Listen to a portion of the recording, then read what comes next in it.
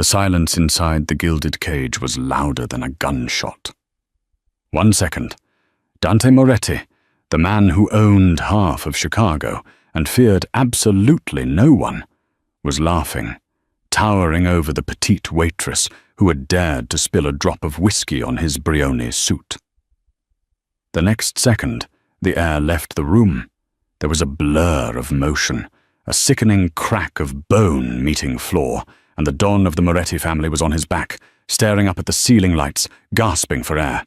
The waitress stood over him, smoothing her apron, her eyes colder than the ice in his glass. "I warned you," she whispered. And that was the moment Dante knew. The hunt had just begun. The VIP section of the gilded cage smelled of old money, expensive leather, and fear.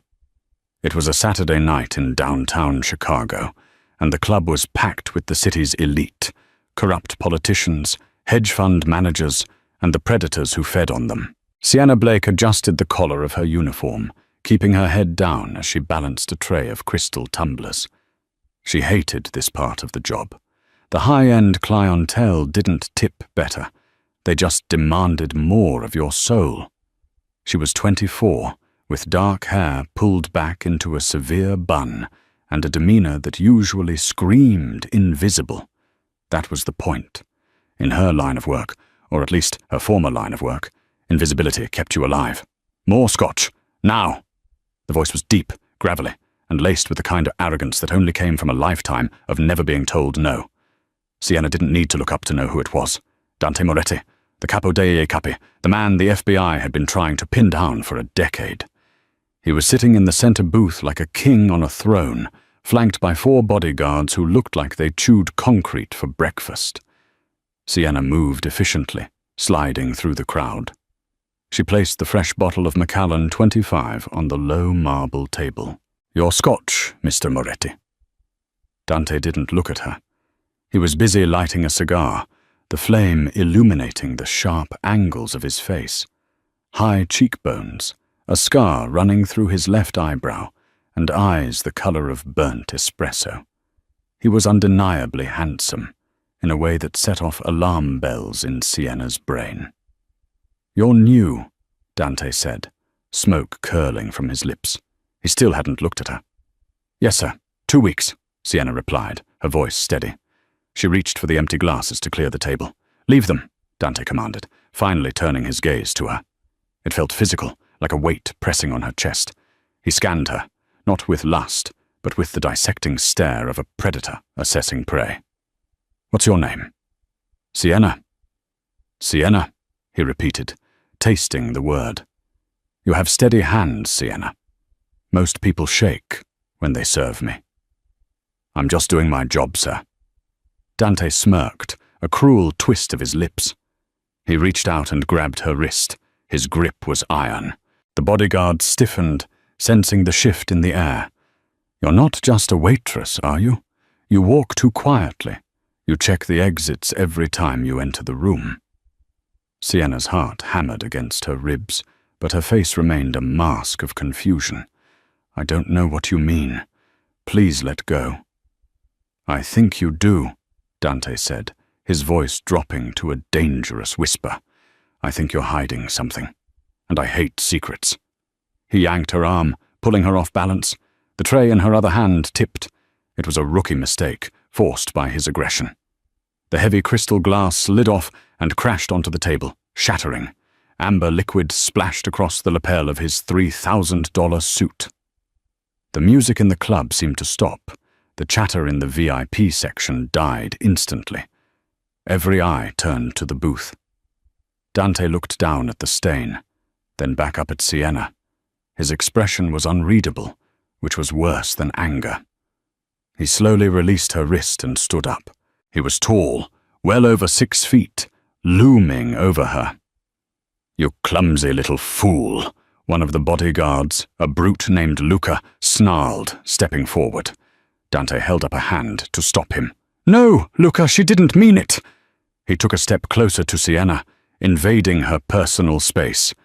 "Did you, Sienna?" "It was an accident," she said, her voice dropping an octave. The submissive waitress act was slipping. She could feel the adrenaline flooding her system. the old instincts waking up. Distance, leverage, strike points. An accident, Dante mocked. He reached out and tucked a loose strand of hair behind her ear. His fingers were hot against her skin. You know, in my world, accidents have consequences. You ruined my suit. How do you plan to pay for it? A waitress salary won't cover a button on this jacket. I'll have it cleaned, Sienna said tightly. Dante laughed, a dark, rich sound that echoed in the silent VIP area. Cleaned? You think this is about laundry? He leaned down, his face inches from hers. You disrespected me in my own house.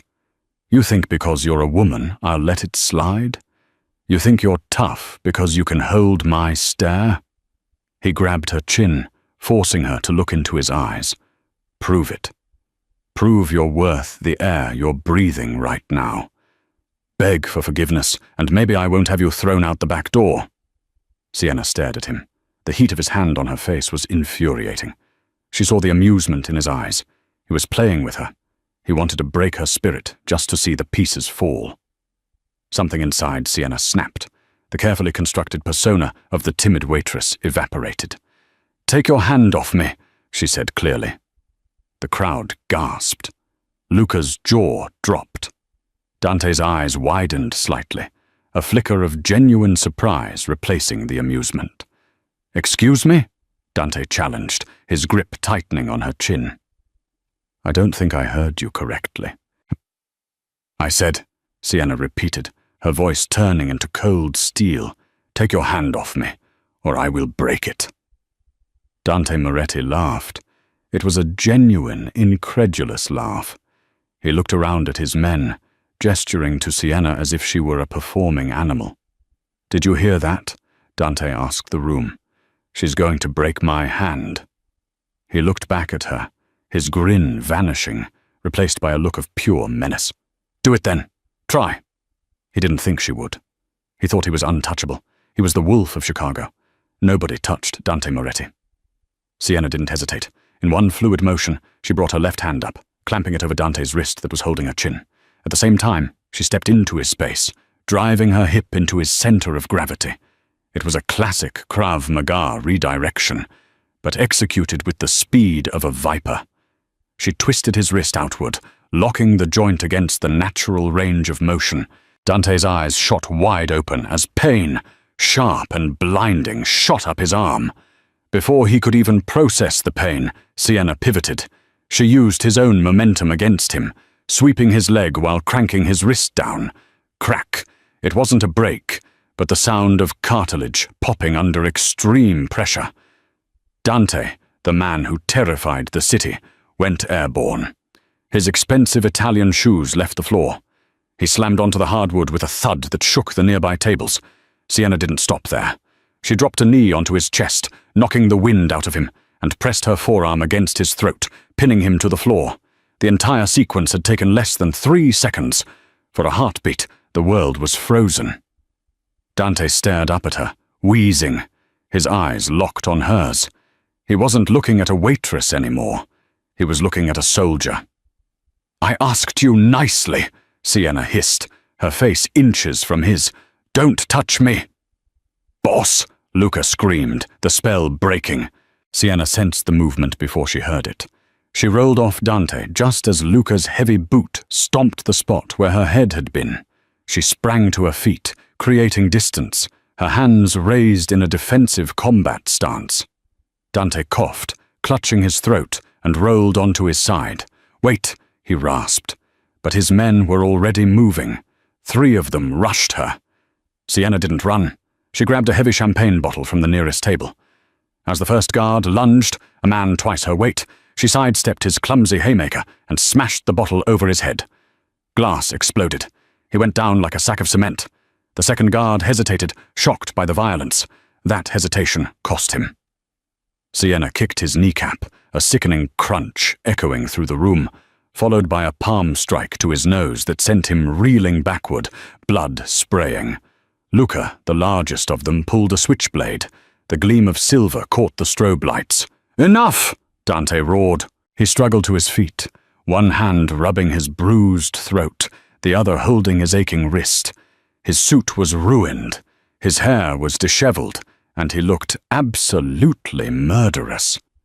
Luca froze, the knife hovering in the air. "She assaulted you, boss. I'm going to gut her." "I said stand down," Dante bellowed. The command cracked like a whip. Luca lowered the knife, stepping back reluctantly. The VIP section was dead silent. Guests were shrinking into their booths, terrified of witnessing a mob execution. Dante walked slowly towards Sienna. He stopped 5 feet away, breathing heavily. He looked at his fallen men, then back at her. The anger in his eyes was warring with something else. Curiosity? Respect? No. It was darker than that. It was obsession. "Who sent you?" Dante demanded, his voice low and dangerous. "The Russians? The cartel? Who are you?" Sienna straightened her apron, though the gesture was absurd given the chaos around them. "Nobody sent me. I needed a job." "A waitress who fights like a Mossad agent?" Dante stepped closer, ignoring the warning glare she gave him. "You expect me to believe that?" "I don't care what you believe," Sienna said. "I quit." She turned on her heel and started walking towards the exit. "If you walk out that door," Dante called out, his voice echoing, "you're a dead woman. You think you can humiliate me and just leave?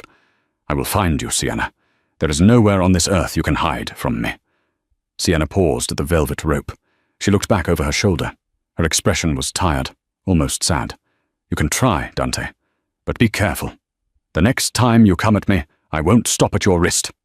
She disappeared into the crowd of the main dance floor. Dante stood there, watching the empty space where she had been. His wrist throbbed with a dull, rhythmic pain. He brought his hand up to his face, smelling the faint trace of her perfume, vanilla and something metallic, like gun oil. Luca stepped up beside him, eyeing the door. "I'll get the boys. We'll scrape her off the pavement outside." "No," Dante said, a slow, terrifying smile spreading across his face. He adjusted his jacket, wiping a speck of blood from his lapel. "Let her go." "Boss?" Luca looked confused. "She disrespected the family. She put you on the floor." "She did," Dante murmured, "and she's the first interesting thing that has happened to me in 5 years." He turned to Luca, his eyes burning with a cold fire. "Find out who she really is. Turn this city upside down. I don't want her dead, Luca. I want her brought to me." "Alive?" "Alive," Dante confirmed. "I want to be the one to break her." The city of Chicago was a grid of steel and shadow, and Dante Moretti owned every inch of it. Or so he thought. 2 hours after the incident at the Gilded Cage, Dante sat in his office at the top of the Moretti Tower. The room was a fortress of glass, overlooking the glittering skyline. His wrist was wrapped in a compression bandage, a throbbing reminder of the woman who had vanished into the night. "Tell me you have something," Dante growled, not turning away from the window.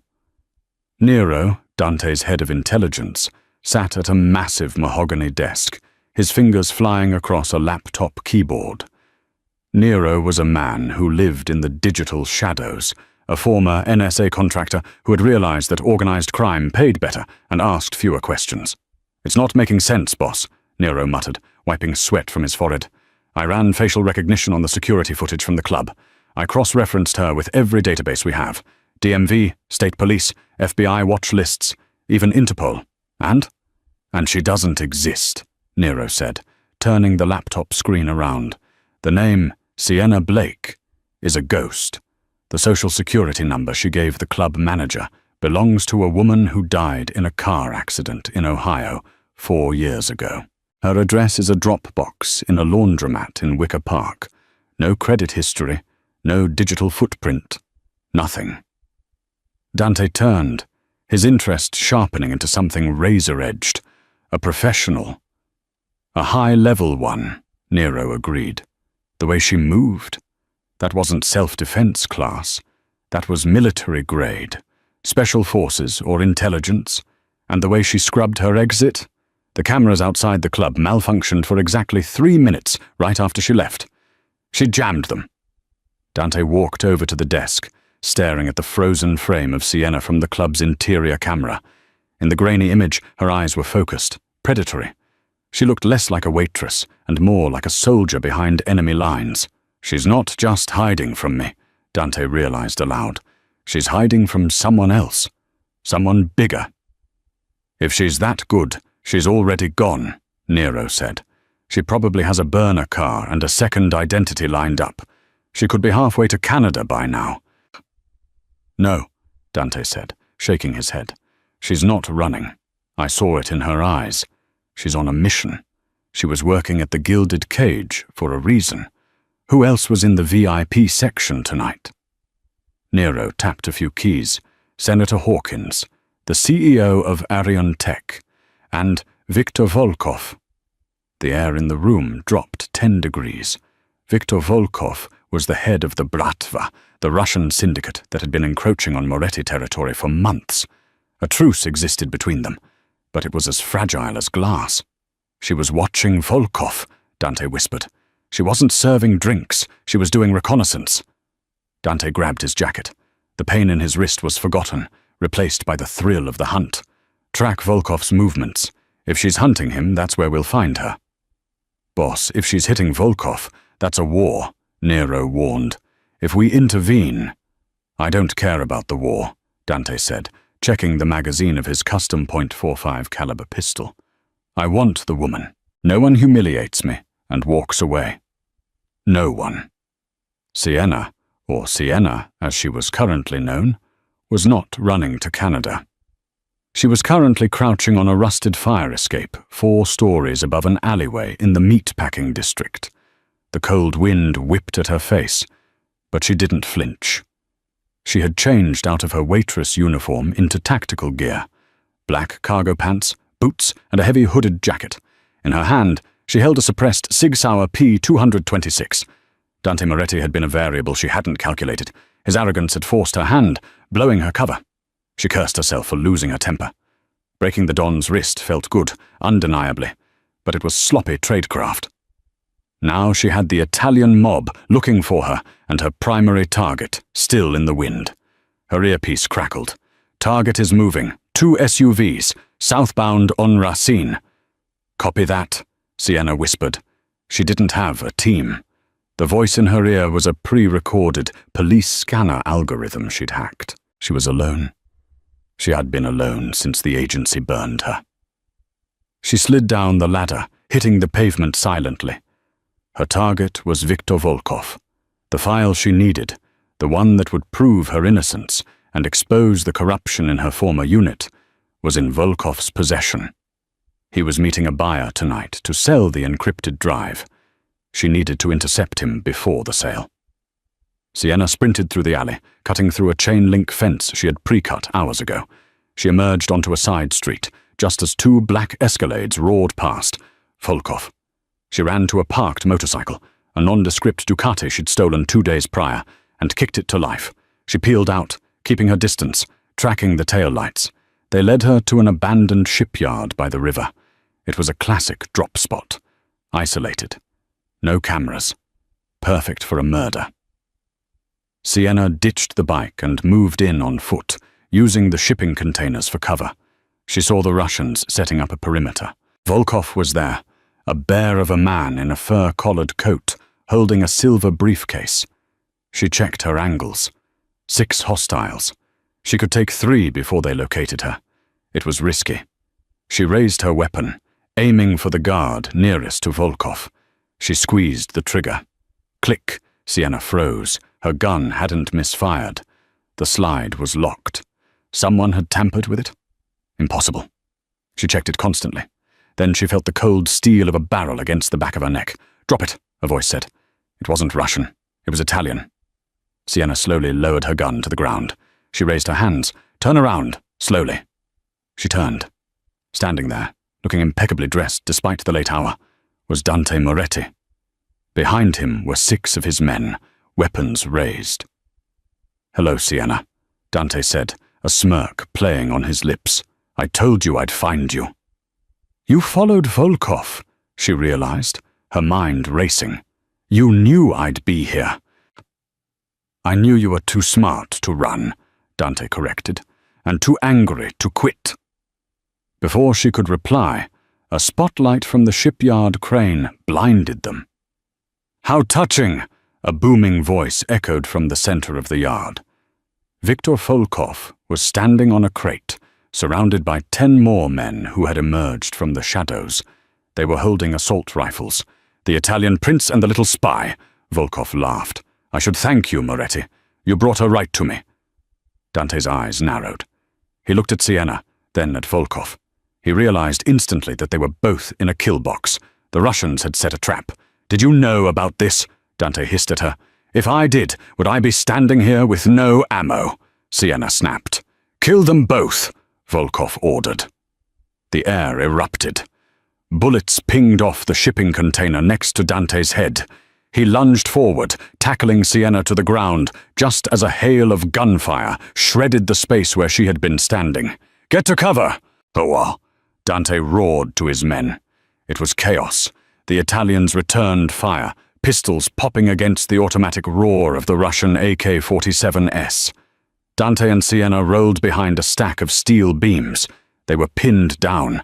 You ruined my operation! Sienna yelled over the gunfire, checking her boot for her backup knife. I saved your life! Dante shouted back, firing 2 shots over the barricade. He ducked as concrete chips rained down on them. You're welcome, by the way. I had it under control. You had a jammed gun and a death wish. Dante looked at her, his eyes wild with adrenaline. Can you fight? Sienna looked at him. The animosity was still there, but survival came first. Give me a gun. Dante hesitated for a fraction of a second. Then he pulled a backup Glock 19 from his waistband and handed it to her. Don't make me regret this. Sienna checked the chamber. Cover me. I'm going left. Left is suicide, Dante argued. Left is the flank, she corrected. Keep them busy. Without waiting for permission, she bolted. She moved like a phantom, low and fast. Dante gritted his teeth and stood up, firing blindly at the Russians to draw their attention. Over here, you ugly bastards, Dante yelled. The Russians focused their fire on him. It gave Sienna the 3 seconds she needed. She slid under a truck chassis, coming up on the blind side of Volkov's formation. She didn't hesitate. Double tap, double tap. 2 Russian gunmen dropped before they knew she was there. The dynamic of the fight shifted instantly. The Russians panicked, their flank exposed. Dante's men pressed the advantage, moving forward. Volkov realized the tide had turned. He grabbed the briefcase and ran toward a waiting boat at the dock. He's running! Sienna yelled, sprinting after him. Dante was right behind her. They reached the dock just as the boat's engine roared to life. Volkov was pulling away. Sienna raised the Glock, aiming at the driver. But the distance was too great. The boat sped into the dark water of the Chicago River. Damn it! She screamed, kicking a bollard. She spun around, chest heaving, to find Dante standing 5 feet away. The gunfight was over. The surviving Russians were either dead or fled. Dante's men began to circle her, weapons raised. Sienna tightened her grip on the gun Dante had given her. She was outnumbered again. Easy, Dante said to his men. He walked toward her, his hands open. The gun, Sienna, give it to me. I can't do that, she said, her voice tight. I'm walking out of here. You're not, Dante said calmly. Volkov knows your face now. My men know your face. The cops will be here in 2 minutes. You have nowhere to go. He stopped just inside her personal space. The adrenaline of the battle was fading, replaced by that heavy, magnetic tension from the club. Come with me, Dante said. It wasn't a command this time. It was an offer. We have a common enemy, and you owe me a suit. Sienna weighed her options. Alone, she was hunted by the Russians and the authorities. With Dante, she was sleeping with the devil, but a devil with resources. She engaged the safety on the Glock and reversed it, holding it out handle first. Dante took the weapon, his fingers brushing hers. He didn't pull away. He looked down at her, a smear of gunpowder on his cheek, looking more dangerous and alive than he ever had in the safety of his VIP booth. Smart choice, he murmured. Now get in the car. We have a lot to discuss. The ride to Dante's penthouse was silent. Sienna sat in the back of the armored SUV, flanked by Luca, who looked like he wanted to strangle her, and another guard. Dante sat in the front, on the phone, barking orders in rapid-fire Italian to clean up the mess at the shipyard. When they arrived at the Moretti Tower, they didn't go to the office.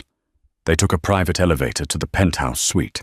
It was a sprawling space of marble floors, modern art, and floor-to-ceiling windows that offered a god's-eye view of the city. "Leave us," Dante commanded as they stepped inside. Luca hesitated. "Boss, she's dangerous. You saw what she did to the Russians." "I saw," Dante said, unbuttoning his ruined jacket and tossing it onto a white leather sofa. "If she wanted to kill me, she would have done it in the car. Get out!" Luca glared at Sienna before retreating to the elevator. The doors slid shut, leaving them alone.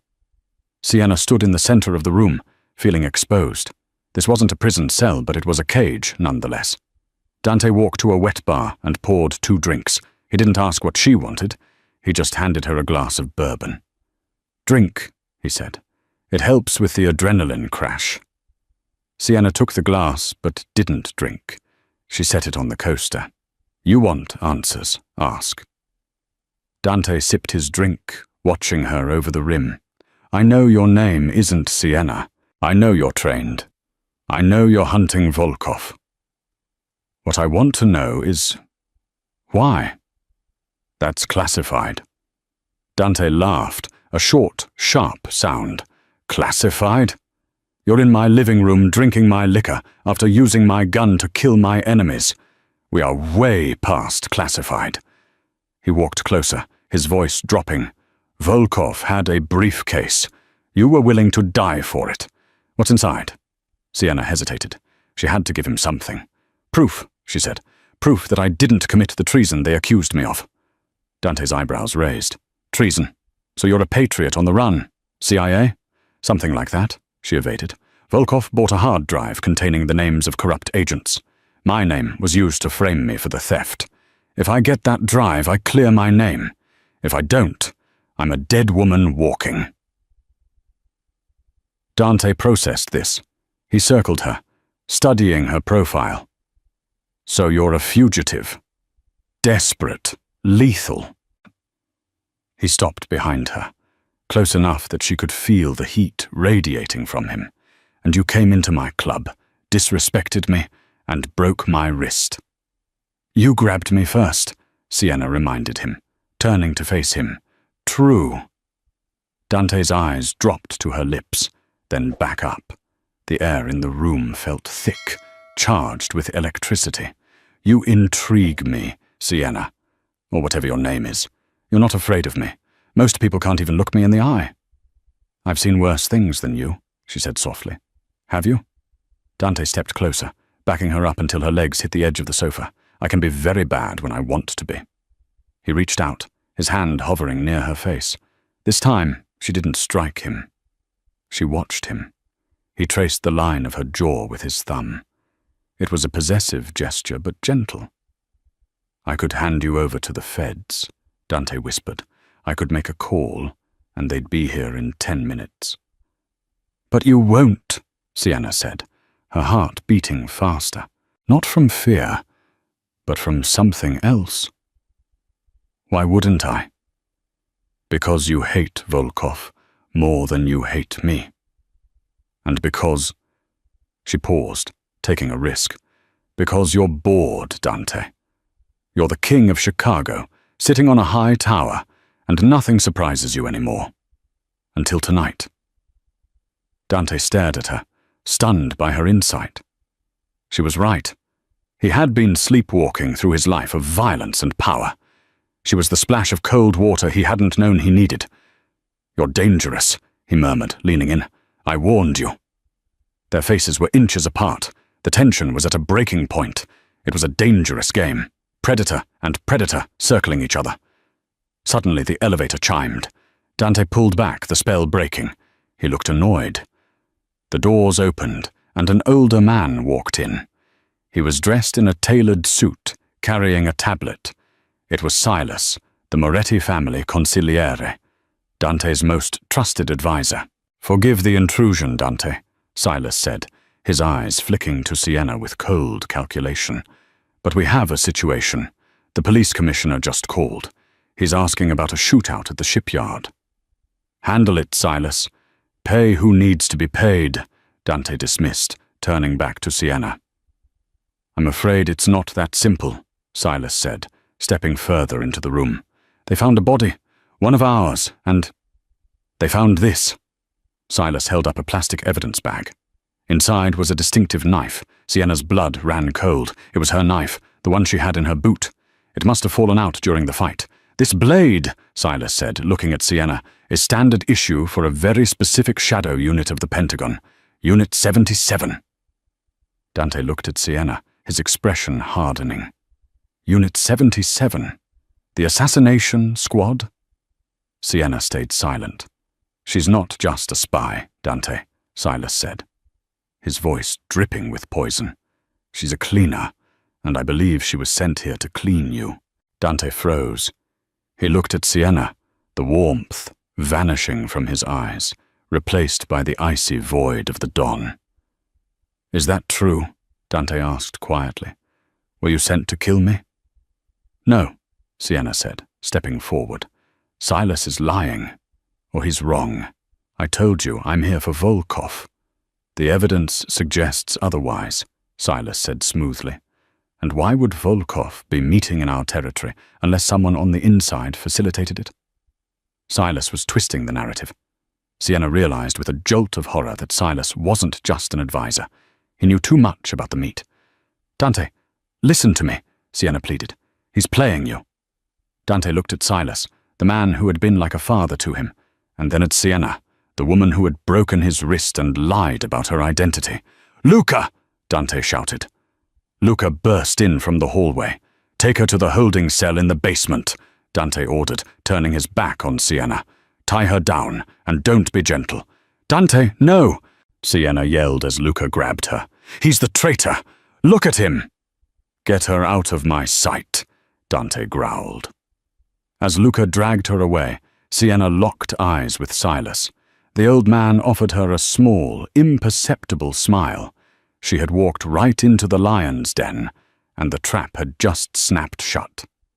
The basement of the Moretti Tower was a stark contrast to the luxury above. It was soundproofed concrete, cold, and smelled of bleach. Sienna sat in a heavy steel chair, her hands zip-tied behind her back. Dante stood in the corner, in the shadows, smoking a cigarette. He hadn't said a word in 10 minutes. Luca stood by the door, arms crossed, waiting for the order to start the interrogation. "You're making a mistake," Sienna said, her voice calm despite the situation. "Check Silas's phone records. Check his offshore accounts. He knew where Volkov was because he's selling you out." "Silas has been with my family for 30 years, Dante said, stepping into the light. His face was a mask of cold fury. "He carried me when my father was shot. You? I met you 3 hours ago when you broke my wrist. And in those 3 hours I saved your life," Sienna countered. "If I wanted you dead, I wouldn't have pulled you behind cover at the shipyard. I would have let the Russians turn you into Swiss cheese." Dante paused. That logic had been gnawing at him. It didn't make sense for an assassin to save a target. "The knife," Sienna pressed. "Silas said it was mine. Did you look at it closely? It's a Unit 77 blade, standard issue. My blade has my initials etched under the handle scale." "SBR," Sienna said. "If that knife doesn't have it, it's a plant. Silas bought a replica to frame me." Dante looked at Luca. "Where is the knife?" "Silas took it," Luca grunted. "Said he needed to log it into evidence." Dante's eyes narrowed. He took the evidence? Suddenly the heavy steel door creaked open. Silas walked in, flanked by 2 men Sienna didn't recognize. They weren't Moretti regulars. They moved differently. Mercenaries. "Dante," Silas said, looking surprised to see the boss still there. "I thought you went upstairs to cool off. I was coming to handle the prisoner." "I have a few more questions," Dante said, his posture relaxing, deceptively casual. "She says the knife is a fake, Silas. Mind if I see it again? Silas stiffened. The shift was microscopic, but to a trained eye like Sienna's, and a paranoid eye like Dante's, it was a scream. I locked it in the safe, Silas lied. It can wait. We have a bigger problem. Volkov is demanding a meeting. Tonight. He says he'll declare total war unless we hand her over. Then we hand her over, Dante shrugged. He walked toward the door. Luca, come with me. Let Silas prepare her for transport. Luca looked confused but followed Dante out. The heavy door slammed shut. Sienna was alone with Silas and the two mercenaries. The moment the lock clicked, Silas's grandfatherly demeanor evaporated. He sneered, pulling a suppressed pistol from his jacket. He didn't produce the knife. Smart girl, Silas whispered, walking up to her. You almost got him to think. Shame it won't matter. How much is Volkov paying you? Sienna asked, testing her bonds. She had been working on the zip tie with a friction technique for the last 10 minutes. It was almost ready to snap. Volkov offered me the city, Silas gloated. Dante is too soft. He has rules. Honor. Volkov understands that power is the only rule. We're going to kill you, dump your body in the river, and tell Dante you tried to escape. Then, at the meeting tonight, Volkov takes Dante out. And I take the throne. You talk too much, Sienna said. Snap. The plastic tie gave way. In a blur of motion, Sienna launched herself from the chair. She didn't go for Silas. She went for the mercenary on the left. She grabbed his wrist, redirecting his weapon just as he fired. The bullet hit the second mercenary in the leg. Sienna drove her elbow into the man's throat, snatched his gun, and rolled behind the heavy steel table. Silas fired wild shots, pinging off the metal. "Kill her!" he screamed. But before the remaining mercenary could move, the steel door flew open. Dante Moretti stood there, his own gun drawn, Luca right beside him. Dante wasn't looking at Sienna. He was looking at Silas. "You were right," Dante said to Sienna, his voice icy. "He does talk too much." Silas turned pale. "Dante, she got loose. I was listening at the door, Silas," Dante interrupted, walking into the room like the Grim Reaper. "I heard every word. Dante is too soft. Is that right?" Silas dropped his gun, falling to his knees. "Boss, please. It was a moment of weakness. Volkov forced me." Dante stood over the man who had been his father figure. He looked at Sienna, who was standing up, dusting herself off, holding the mercenary's gun with professional ease. "You wanted to know if I was tough?" Dante asked her. He turned back to Silas. He didn't yell. He didn't hesitate. He raised his pistol and fired a single shot. Silas fell. The betrayal was over. Dante looked at the mercenaries. Get them out of here. If they talk, they live. If they lie, they join Silas. Luca dragged the men out. Dante and Sienna were alone again. The tension this time wasn't hostile. It was electric. Acknowledgement. "You saved me again," Dante said quietly. "If I had handed you to Volkov, you would be dead by morning," Sienna finished, "and I'd be dead tonight." Dante holstered his weapon. He walked over to her, taking the gun from her hand and setting it on the table. He took her hands, checking her wrists where the zip ties had cut into her skin. His thumb brushed the red marks. "We have a meeting with Volkov," Dante said, his eyes burning into hers. "Silas said he wanted you handed over." "So let's give him what he wants," Sienna said, a cold smile touching her lips. "I'll be the Trojan horse." Dante grinned, and it was the most dangerous thing she had ever seen. "I like the way you think, Sienna. Let's go take back my city." The drive to the airfield was a study in suffocating tension.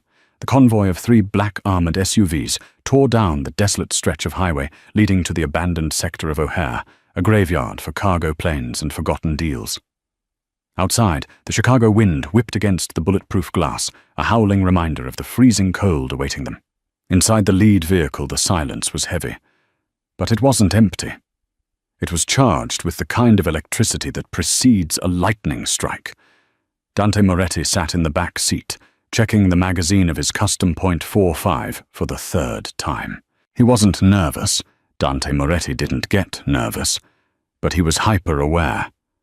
Beside him sat Sienna. She was no longer the waitress in the starched uniform, nor the desperate fugitive in the alley. She was transforming before his eyes.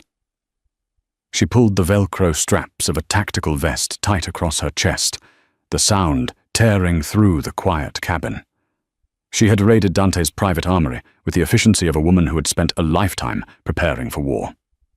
On her hip sat a Sig Sauer P320, in her boot a fresh combat knife. Her hair was pulled back tight, exposing the sharp, determined line of her jaw. Dante watched her, fascinated. He had spent years surrounded by men who claimed to be killers, by women who claimed to be dangerous. But Sienna was different. She was a weapon that had been forged in fires he couldn't even imagine. "You're staring," Sienna said, her voice low, eyes fixed on the gleaming slide of her pistol as she racked it. "I'm admiring," Dante corrected. He reached out, his hand resting on her knee. The contact was grounding. Silas is dead, but Volkov doesn't know that yet. He's expecting a broken woman to be thrown at his feet. He's expecting me to be weak. Sienna looked up, her eyes meeting his. In the dim light of the passing street lamps, her irises looked almost black. "And what are you going to give him?" "I'm going to give him a show," Dante said, his lips curling into a wolfish grin. "But you're going to give him the finale." "Just get me close to the case," Sienna whispered. "I don't care about his money, his drugs, or his territory. I just want my life back." "You'll get it," Dante promised. His grip on her knee tightened. "But once you have it back, you might find you don't want the old one anymore." Before she could answer, the SUV slowed. The radio crackled. "Approaching the drop point, boss. Russians are set up. Heavy presence. I count 12 shooters, 2 snipers on the hangar roof." "Copy," Dante said. He looked at Sienna one last time. "Showtime." The convoy rolled onto the cracked tarmac of the private airstrip. Floodlights from the hangar blinded them momentarily, casting long, jagged shadows across the concrete. In the center of the light stood a massive Gulfstream jet, its engines whining with a high-pitched scream, ready for takeoff. Viktor Volkov stood at the base of the boarding stairs, wrapped in a thick wool coat with a fur collar, looking like a czar from a bygone era. He was flanked by a wall of muscle, men with AK-47S held at the low ready. They looked disciplined, cold, and ready to kill. The SUVs fanned out, creating a defensive semicircle. Dante waited for the driver to open his door. He stepped out into the biting wind, his suit jacket unbuttoned, his hands visible. He radiated an arrogant calm that seemed to infuriate the Russians instantly. "You're late, Moretti," Volkov shouted over the wind. "I was beginning to think you'd lost your nerve." Dante walked forward, stopping 10 yards from the Russian line. He was alone in the open, a perfect target. "I had some housekeeping to attend to, Victor. Taking out the trash takes time." Volkov's eyes narrowed. He looked past Dante to the SUVs. "Where is Silas? And where is the girl? Our agreement was specific. A life for a life." "Silas has retired," Dante called back, his voice carrying easily over the turbine whine. "Permanently. He sent his regrets, and a bullet to the brain." The color drained from Volkov's face. He realized instantly that his inside man was gone. His advantage had evaporated. The trap he had set with Silas was broken. "Then you are a fool," Volkov snarled, stepping back behind his guards. "You came here with 10 men against my 20. You have no leverage. I will kill you, take your territory, and find the girl myself." "You're not very good at math, Victor," Dante said, shaking his head, "and you're terrible at observation. Kill him!" Volkov ordered, raising his hand. The Russian guards raised their rifles. The air crackled with imminent violence. "Wait!" A female voice cut through the tension like a whip. The rear door of the center SUV flew open. Sienna stepped out. She didn't look like a prisoner. She walked with the predatory grace of a panther, her tactical vest catching the floodlights, her hands empty and held out to her sides. "I'm the one you want, Volkov," she shouted, walking past Dante to stand at the front of the formation. Volkov signaled his men to hold fire. He laughed, a cruel barking sound. So the little waitress comes to die. You caused me a lot of trouble, girl. I'm going to enjoy making you scream." "I don't think so," Sienna said calmly. She reached into her pocket and pulled out a small, black device. A remote detonator. Volkov sneered. "A bomb? You think wearing a suicide vest will scare me? My snipers will put a bullet in your head before your thumb moves." "It's not on me," Sienna said, a cold smile playing on her lips. She pointed a finger toward the sleek Gulfstream jet behind him. "It's on your ride home." Volkov froze. He looked back at the plane, then at Sienna. "You're lying. You haven't been near my plane." "Haven't I?" Sienna took a step forward, her voice dropping into the icy, professional cadence of an intelligence operative. 2 hours ago, while you were busy negotiating with a traitor in Dante's basement, I was already here.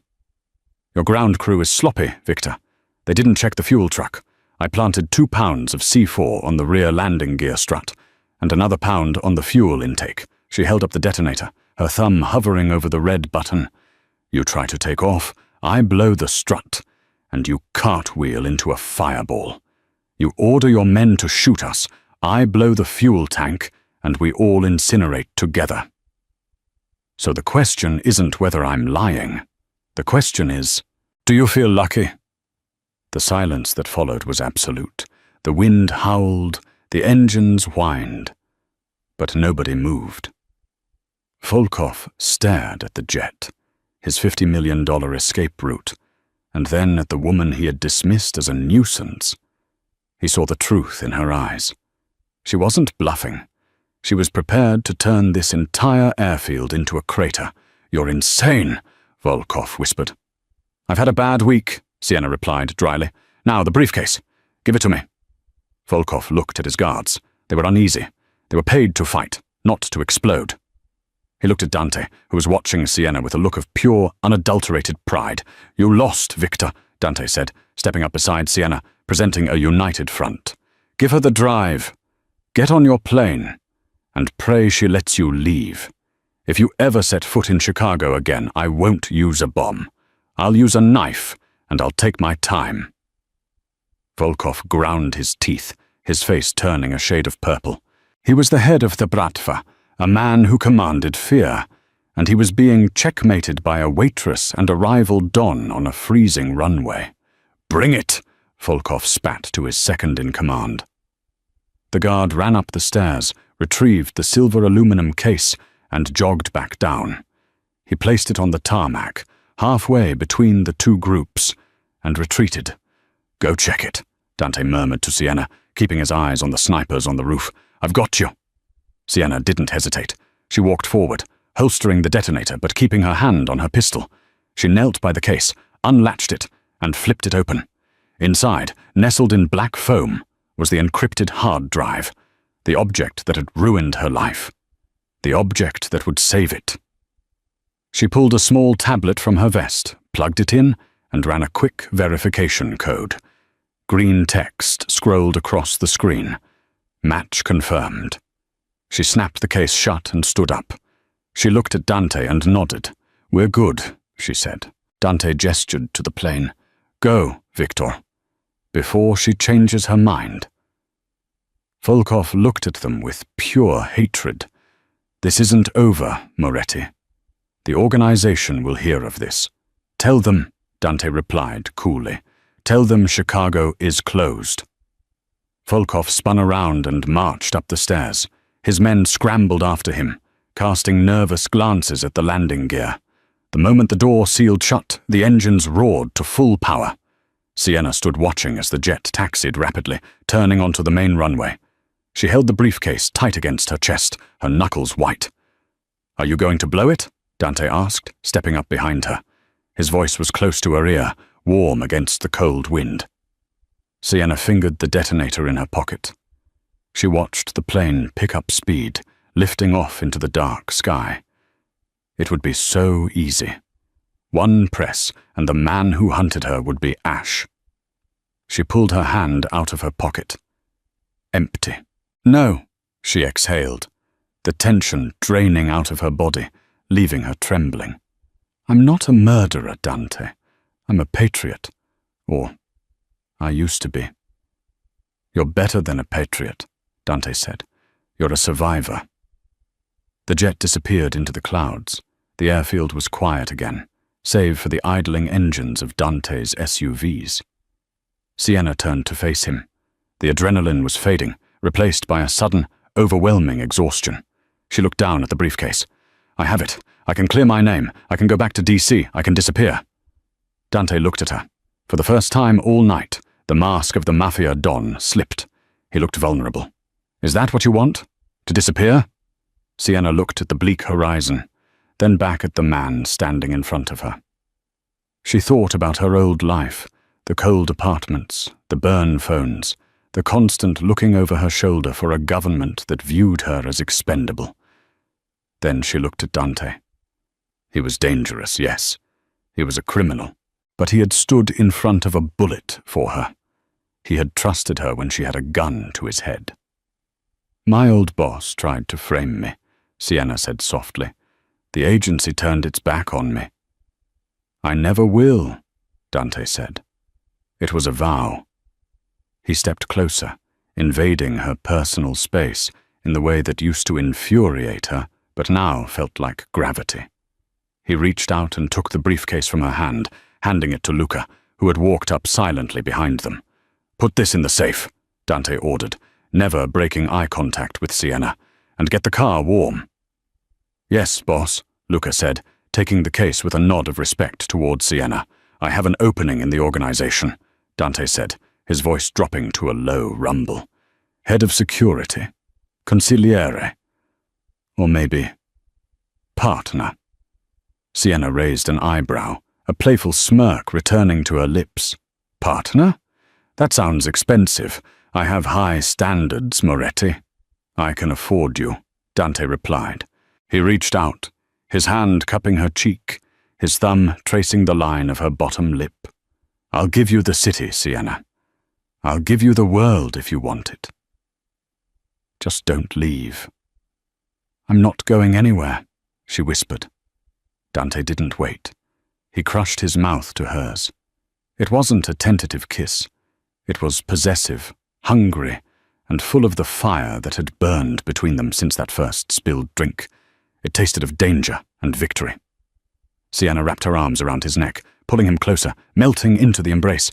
They stood there on the wind-swept tarmac, the king and the new queen of Chicago.